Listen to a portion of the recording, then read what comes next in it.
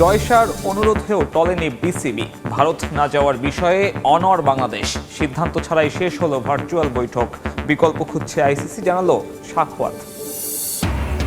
বিশ্বকাপ ভেন্যু নিয়ে টানাপোড়েনের প্রভাব পড়বে ক্রিকেটারদের পারফরমেন্সে। শান্তর সঙ্গে দ্বিমত জানালেন সুমন। বিশ্ব আসরে টাইগারদের নিয়ে বাজি সাবেক ক্যাপ্টেনের। উইকেট রানের সমানে সমান লড়াইয়ে শেষ হলো বিপিএলের সিলেট পর্ব। ঠিক হয়েছে প্লে অফের 3 দল। ব্যাটিং বোলিংয়ের শীর্ষে বিশ্বকাপে জায়গা না পাওয়া শান্ত হাসান। রাত পোহালে বাংলাদেশে আসছে ফিফা বিশ্বকাপ ট্রফি। দেখার সুযোগ পাবেন পৃষ্ঠপোষক প্রতিষ্ঠানের আমন্ত্রিতরা, উপেক্ষিত সাধারণ ফুটবল প্রেমী। 5 ঘন্টা রেখেছে, তার মধ্যে আধা ঘন্টা আমাদেরকে দিচ্ছে। সো 4.5 আওয়ার্সের মধ্যে তারা কিছু ফ্যান এবং ফিফা র্যাঙ্কিংয়ে 160 নম্বর পজিশনে উঠতে চায় বাফুফে। নতুন বছরে বেশি ফিফা ফ্রেন্ডলিতে চোখ ফেডারেশনের, জানালেন তাভিদ আওয়াল। নজর আসিয়ান টুর্নামেন্টের দিকে। বাংলাদেশের বিশ্বকাপ ভেন্যু নিয়ে কোনো সিদ্ধান্ত ছাড়াই শেষ হলো আইসিসি বিসিবি ভার্চুয়াল বৈঠক। আইসিসির অনুরোধ সত্ত্বেও ভারতে না যাওয়ার সিদ্ধান্তে অবিচল বাংলাদেশ ক্রিকেট বোর্ড, জানিয়েছেন বিসিবি সহ সভাপতি সাখাওয়াত হোসেন। তবে এখনই আশাহত হচ্ছে না বোর্ড কর্তা। জানিয়েছেন বাংলাদেশের জন্য বিকল্প খুঁজছে বিশ্ব ক্রিকেটের নিয়ন্ত্রক সংস্থা। দ্রুতই আসবে চূড়ান্ত সিদ্ধান্ত। টি-20 বিশ্বকাপের মঞ্চ প্রস্তুত, শুরু হয়ে গেছে কাউন্টডাউন। কিন্তু বাংলাদেশের জন্য এখনো ঝুলে আছে একটাই প্রশ্ন, ভারত নাকি শ্রীলঙ্কা? টাইগাররা কোথায় খেলবে মেগা আসর? উত্তর খুঁজতে সবাই বসেছিল বিসিবি ও আইসিসি।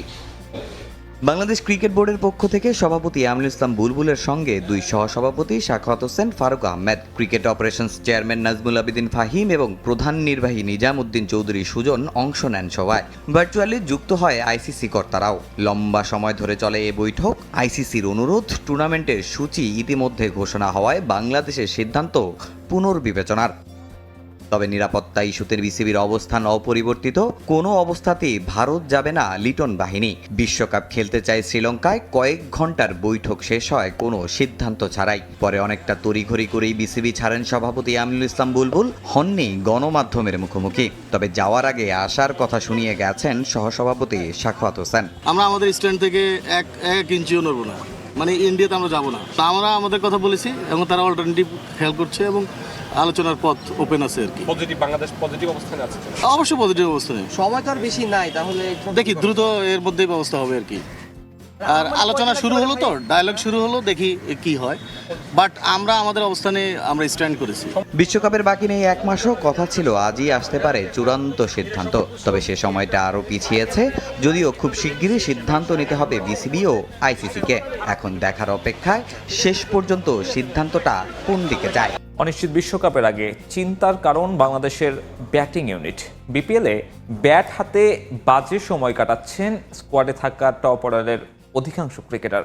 বোলিং ইউনিট অপেক্ষাকৃত ভালো করলেও প্রশ্ন আছে টুর্নামেন্ট খেলা বিদেশি খেলোয়াড়দের মান নিয়ে। বৈশ্বিক আসরের আগে এমন পারফরমেন্স শঙ্কা জাগাচ্ছে আরও একটা ব্যর্থ সফরের।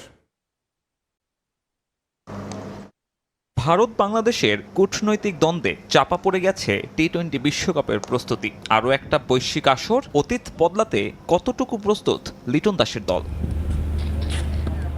তড়িঘড়ি করে আয়োজন করা বিপিএল দিয়েই বিশ্বকাপের প্রস্তুতি সারবে বাংলাদেশ। স্কোয়াডে থাকা রিশাদ হোসেন বাদে 14 ক্রিকেটার কেমন করছে এই টুর্নামেন্টে? শুরু থেকে শুরু হোক, ব্যর্থতায় ঘুরপাক খেতে থাকা তানজিদ তামিম সিলেট পর্বের শেষটায় খেলেছেন 76 রানের ম্যাচ জেতানো ইনিংস। বাকি 7 ইনিংসে সর্বোচ্চ 29।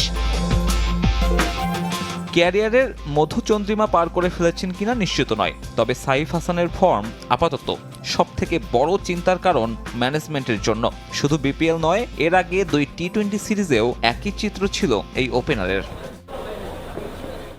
পারভেজ ইমন অবশ্য ব্যতিক্রম, রানে আছেন। তবে তার পছন্দের পজিশন নাম্বার 4। মিডল অর্ডারের দায়িত্বে থাকা লিটন কিংবা হৃদয় রানে নেই। এখনও অধিনায়ক সুলভ ইনিংসের দেখা মেলেনি লিটনের ব্যাটে। হৃদয়ের একটা ইনিংস বাদ দিলে 7 ইনিংসের গড় মাত্র 15। ইমনকে 4 নম্বরে খেলানোর বড় কারণ হতে পারে এই দুজনের অধারাবাহিকতা। আন্তর্জাতিকের মতো বিপিএলেও একই অবস্থা নুরুল হাসান সোহানের। ৮ ম্যাচে ২ অঙ্কের ঘরে পৌঁছাতেই ব্যর্থ, অথচ বাংলাদেশ দলে বেশি দরকার একজন ইনফর্ম ফিনিশারের। ব্যাটিং ইউনিটের যখন এমন দুর্দশা, তখন অপেক্ষাকৃত কিছুটা হলেও ভালো বিশ্বকাপ স্কোয়াডে থাকা বোলারদের পারফরমেন্স, যদিও এক্ষেত্রে প্রশ্ন উঠবে বিদেশি ক্রিকেটারদের মান নিয়ে। হারলেই বাদ নোয়াখালী এক্সপ্রেস, বিপরীতে জিতলে শীর্ষে চলে যাবে চট্টগ্রাম রয়্যালস। বিপিএলে হাই ভোল্টেজ ম্যাচে এবার মাঠে নামছে ২ শক্তিশালী টিম। চট্টগ্রামের একাদশে যুক্ত হতে পারেন নতুন এক বিদেশি, নোয়াখালীর একাদশেও আসতে পারে একাধিক পরিবর্তন। নাইম শেখ, শেখ মাহাদিদের বিপক্ষে চ্যালেঞ্জ নিতে প্রস্তুত হাসান মাহমুদ, সৌম্য সরকাররা। সব মিলিয়ে বিপিএলে এই দুই দলের লড়াই আর শক্তিমত্তা দুর্বলতা নিয়ে বিস্তারিত জানব রিপোর্ট। ১২তম বাংলাদেশ প্রিমিয়ার লিগে সবচেয়ে আলোচিত দুই ফ্র্যাঞ্চাইজি বোধ হয় নোয়াখালী এক্সপ্রেস এবং চট্টগ্রাম রয়্যালস। টুর্নামেন্টের শুরুতে রীতিমতো হইচই সৃষ্টি করেছিল নোয়াখালী। প্রথমবার বিপিএলে অংশগ্রহণ করায় তাদের নিয়ে প্রত্যাশার মাত্রাও ছিল আকাশচুম্বী, কিন্তু মাঠের খেলায় দেখা গেছে এর পুরোপুরি বিপরীত চিত্র। যদিও এখনও প্লে অফের স্বপ্ন বেঁচে আছে তাদের। এদিকে নিলামের সর্বোচ্চ দাম দিয়ে নাইম শেখকে কিনে হইচই সৃষ্টি করেছিল চট্টগ্রাম রয়্যালস, কিন্তু এরপর নানান কারণে বিতর্ক জন্ম দিয়ে বেশ ভালো দুর্নাম কামায় তারা। পরবর্তীতে তাদের দায়িত্ব নেয় বিসিবি, আর এরপরই পাল্টে যায় তাদের চিত্র।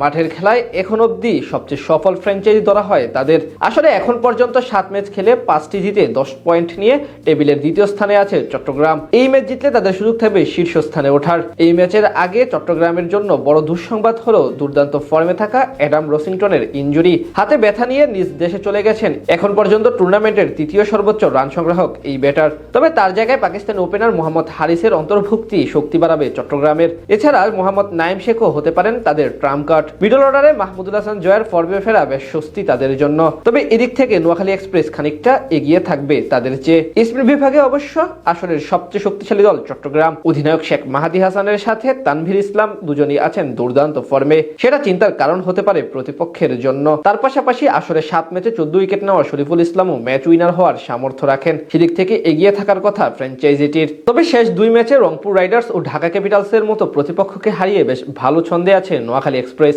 প্লে অফে উঠতে হলে এই ম্যাচে জয় ছাড়া কোনো বিকল্প নেই তাদের। ওপেনিং এ আগের ম্যাচে হাসান ইসাখিলের পারফরমেন্স স্বপ্ন দেখাতে পারে তাদের। ব্যাট হাতে এই ব্যাটার চট্টগ্রামের জন্য ভীতির কারণ হতে পারেন। তার সাথে সৌম্য সরকারের রানে ফেরাটাও বেশ ইতিবাচক নোয়াখালীর জন্য। তবে ন্যাশনাল ডিউটির জন্য মোহাম্মদ নাবির স্কোয়াড ছাড়া খানিকটা পিছিয়ে রাখবে তাদের। তার জায়গায় আবারও একাদশে ফিরতে পারেন পাকিস্তানি তরুণ ওপেনার মাজ সাদাকাত। তবে সেখানে জাকের আলী অনিককে বড় ভূমিকা রাখতে হবে দলের জন্য। এছাড়া অধিনায়ক হায়দার আলীও থাকবেন স্পটলাইটে। স্পিন বিভাগে ভরসা আফগান লেগ স্পিনার জাহির খান। এছাড়া পেস ইউনিটে হাসান মাহমুদের ফর্ম চিন্তার কারণ হতে পারে প্রতিপক্ষের জন্য। এই মৌসুমে এখন পর্যন্ত ৮ ম্যাচে ১৪ উইকেট শিকার করেছেন এই পেসার। এছাড়া আরেক পেসার মেহেদী হাসান রানাও আছেন দুর্দান্ত ছন্দে। পেস আক্রমণের দিক থেকে অবশ্য খানিকটা এগিয়ে থাকতে পারে নোয়াখালী এক্সপ্রেস। সব মিলিয়ে বলা চলে দুই দলের মাঝেই হাড্ডাহাড্ডি লড়াই হতে পারে এই ম্যাচে, কারণ উভয়ের জন্য গুরুত্বপূর্ণ লড়াই এটি। টুর্নামেন্টের শুরুতে রীতিমতো হইচই সৃষ্টি করেছিল নোয়াখালী। প্রথমবার বিপিএলে অংশগ্রহণ করায় তাদের নিয়ে প্রত্যাশার মাত্রাও ছিল আকাশচুম্বী, কিন্তু মাঠের খেলায় দেখা গেছে এর পুরোপুরি বিপরীত চিত্র।